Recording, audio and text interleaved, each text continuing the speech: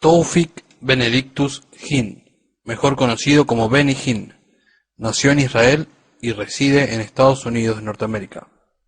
Creador de Benny Hinn Ministries, apóstata y padre de apóstatas mundiales, falso maestro y falso profeta. Sus prédicas basadas en falsos milagros han dado que hablar. Se ha vuelto millonario a costillas de sus cruzadas y se ha manifestado el pecado en su vida en varias oportunidades. Es uno de los más antiguos apóstatas en la historia. I place a curse on every man and every woman that will stretch his hand against this anointing.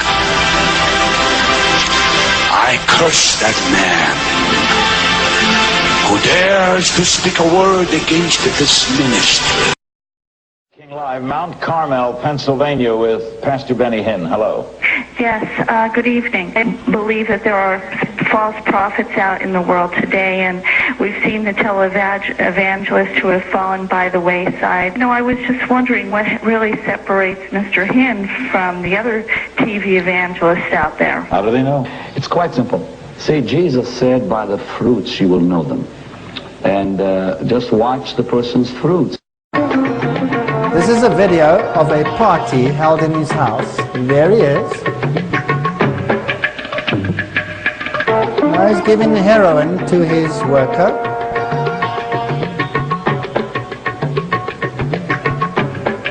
This man dies that night of an overdose of heroin.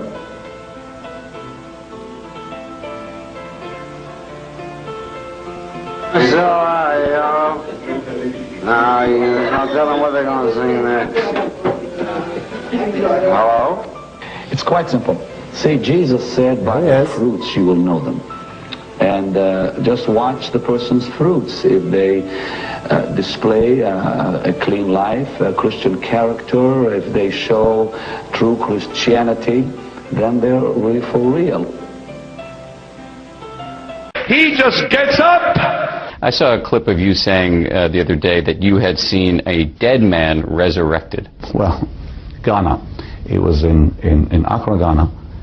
I had no proof he was dead.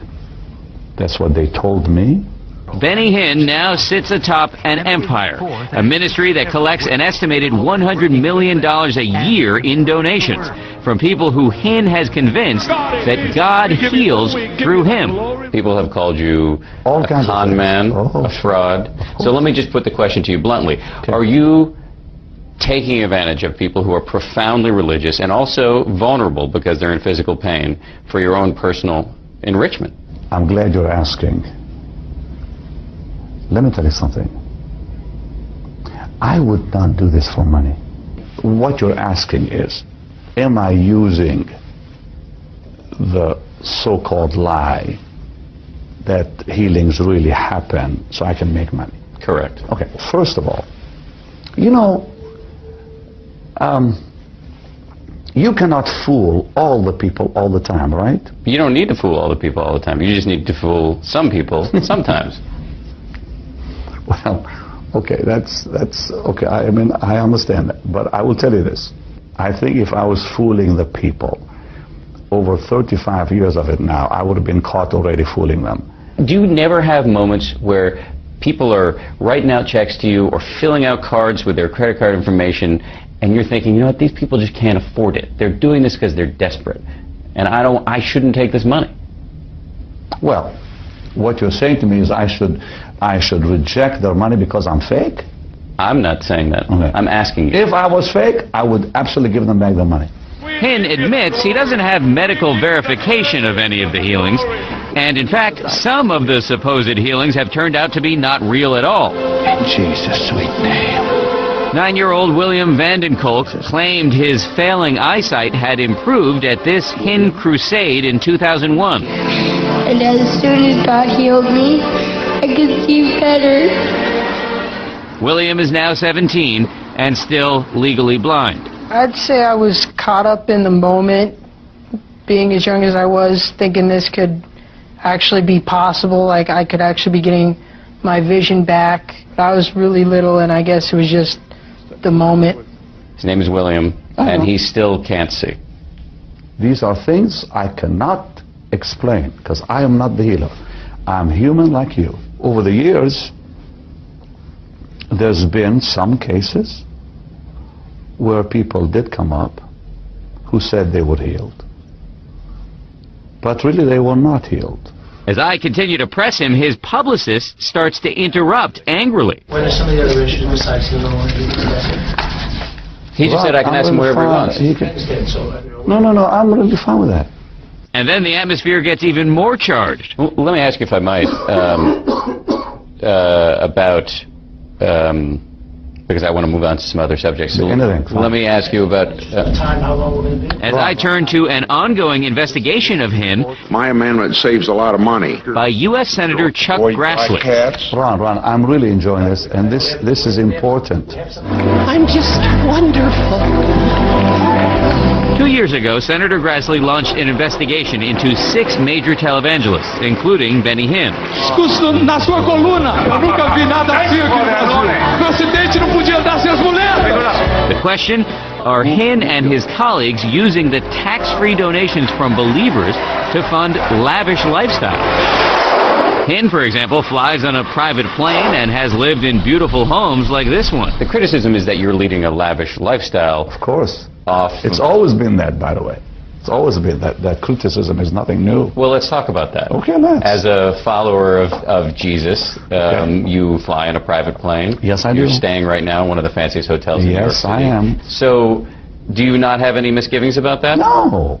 Look, you know, there's this idea, supposedly, that we preachers are supposed to walk about with sandals and ride bicycles. That's nonsense. Well, I mean, look, every man of God that I know today has a nice house. And they drive cars. And they have BlackBerries or iPhones or whatever. It's what we need today to simply exist. But you don't need a private plane to simply exist. Oh, absolutely I need a private plane. For the ministry, it's a necessity. It's not a luxury. Not a luxury. I mean, if I should fly commercial, I would wear out. With my schedule, madness. We interviewed a man who saw those miracle crusades firsthand as one of Pastor Benny's security detail. He agreed to talk with us if we disguised his identity. We called him Andrew. How do they pick the ones they want to go on stage at that point? They have staff members that go through and give them a quick interview. And they'll ask them, what's wrong with you? Oh, I've had rheumatoid arthritis of my left shoulder. I can't lift it. All of a sudden, can you lift your shoulder? Because if you can't lift your shoulder, you can't go on stage. According to Andrew, the screening system has one purpose: to keep the truly sick or disabled away from Benny Hinn. Those people are never allowed near the stage. In our original broadcast, viewers were captivated by a mother and daughter we met in the stands at the Calgary Crusade. Janice Brulot is a lifelong believer whose 8-year-old Grace couldn't walk because of a severe neuromuscular disorder. I said, honey, we could stay up here because, you know what? I said, Jesus is up here. And she said, no, Mommy. She said, I'd like to go down and see if Benny Hinn could pray for me. I said, are you sure? She said, yes, Mommy. Hoping for their miracle, they tried to make their way towards the stage, but they were intercepted by Hinn screeners, who ordered them to sit down. Grace and I moved over to the side. We sat and waited, and Grace asked me if I could help her to try and walk. And that was kind of her faith in action. And so I picked her up, and we tried walking back and forth. And that was kind of a hard moment. We caught up with Janice and Grace as they fled from the arena, their hopes of a miracle, even a prayer from Pastor Benny, now gone. I just kept saying, is she healed, and there was such a big, rush, yeah. And, what can I say, she just wanted people to pray for her.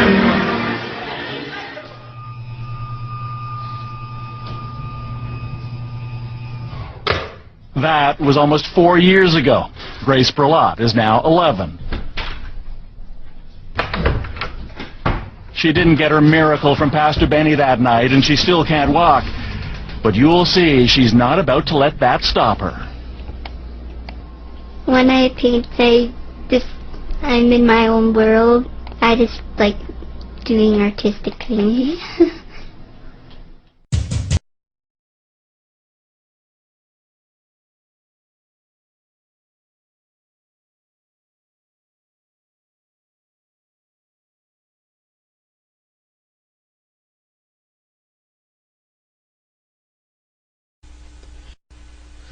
Pasemos a ver ahora un revelador video donde la cadena noticiosa CNN hace una entrevista a Benny Hinn en el funeral del Papa Juan Pablo II en el Vaticano. Benny Hinn, por cierto, afirmó en una ocasión que el día más grande de su vida fue cuando conoció a Juan Pablo II. Veamos el video.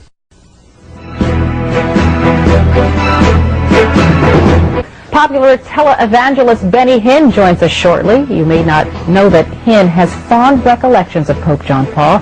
Benny Hinn live from Rome in 6 minutes. Plus, no, there are a lot of disappointed people in Rome today. Tens of thousands came to see the Pope's body, only to be turned away because it's become too much to handle.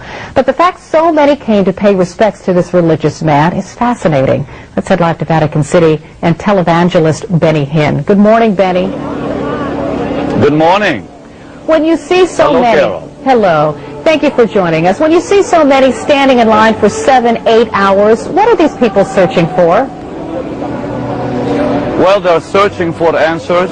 People are very hungry for God, and this is a very moving moment for me. I just attended a special service, a memorial service here in the Vatican. I was moved to tears as I saw people hungry for God. And this is a very, very special day in the history of Christianity, where you see the hunger for God so intense worldwide, Carol. Then let me ask you this, Benny. Alessio Vinci, our correspondent, talked to many of these pilgrims standing in line. Most say they do not attend church or follow the church's teaching. Might this event change that?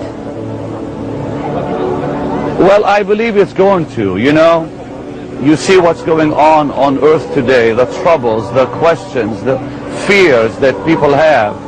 And I think just there's a change happening. And what this dear Pope John Paul II has done is he has made us aware of the fact we need God. And like I said, to see these crowds here and what's happening here just once again is such a clear sign that people around the world are turning to God by the millions. But you know what, Benny? I would suppose that many people reach into organized religion and take what they want from it and discard the rest. Don't you believe that? I'm sorry, say that again, dear. They sort of like belong to an organized religion, but they sort of pick out the pieces they want to follow and they throw the rest away. Won't they still do that?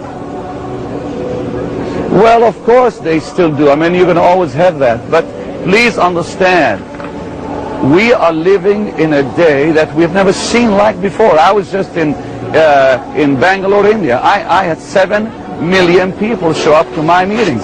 I didn't think I'd see that happen. Or in the Philippines, 3.5 million. Look, whether there's organized religion or not, Jesus Christ said he is coming back to earth. And before his coming, he's making the world aware of his power. And we're not going to really be able to stop that. Benny, will you be in the special mass tomorrow in the funeral service at all? No, ma'am. I was invited to attend the special memorial service that was held this morning, but I will not be in the special service tomorrow. I'll be here, but I'm just so glad I came for this morning's meeting, just to honor the memory of this great Pope that has really touched my life as well as millions. Televangelist Benny Hinn joining Daybreak this morning. Thank you, sir. We appreciate it.